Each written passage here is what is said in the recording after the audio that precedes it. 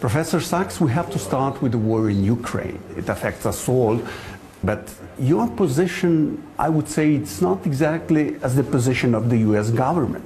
My position is this war could end soon, even right away, on the basis of reasonable negotiations. The American position is no, the only way this war can end is to defeat Putin. To my mind, that is both wrong and completely unrealistic. President Biden says we are going to win 100%. How do you defeat a country with 1,600 nuclear weapons? I don't think the U.S. government has thought this out at all.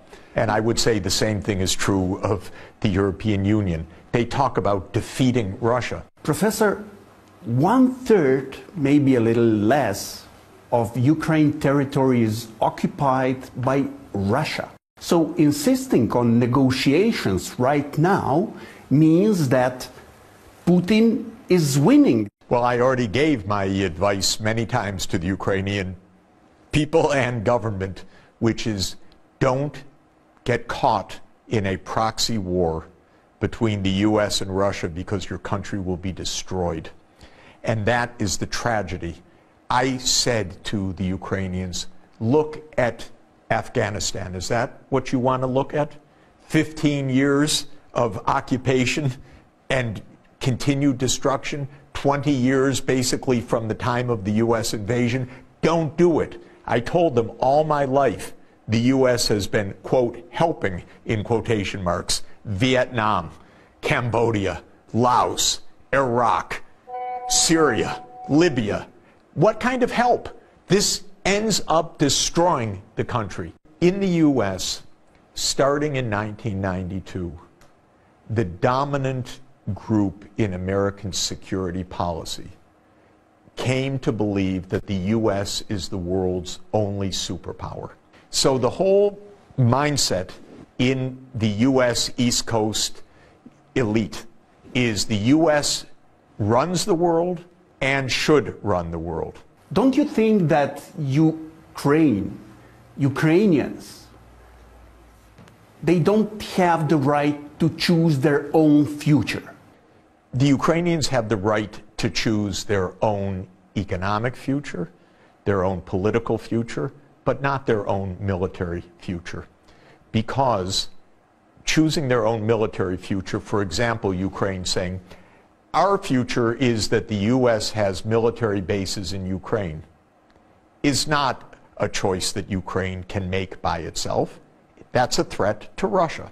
I would advise strongly the Mexican government, for example, do not make a military alliance with China. That's not your choice. That would be a threat. By the way, if Mexico one day said, we listened to the U.S., they said we can do anything we want, we're a free people, we choose China as our partner, I would predict that the U.S. invasion of Mexico would start within about a minute. I strongly advise the Mexican government not to make a military alliance with China. Professor, how can we understand relatively hawkish position of the European allies? I'm really disappointed in European leaders right now because I know privately they have all sorts of views that they are not explaining to their public. I've spoken to the heads of government in Europe where they've said to me, for example, NATO enlargement, very bad idea. In fact, Scholz went to Russia in February 2022 and said to Putin, as long as I'm chancellor, NATO's not expanding. And Putin looked at him and said, yeah, how long are you going to be chancellor? I need the United States as my counterpart, not you. And he told the truth. This is a U.S. alliance. It's not a German alliance. And the U.S. is absolutely on the hardline side. The real mindset now of the U.S. leadership is we have two enemies that threaten our unipolar world. One is minor, that's Russia.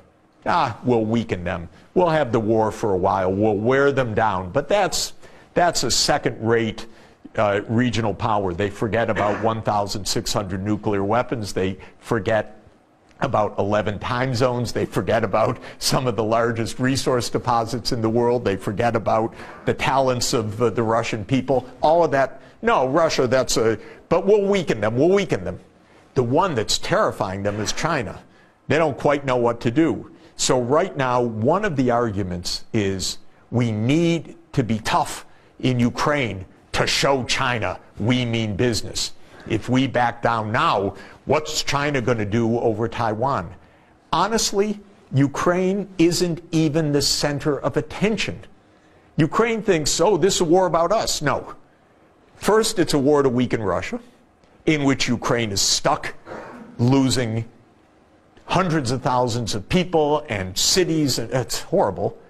But it's not even about Ukraine in the twisted mindset of some of these elites. It's about China.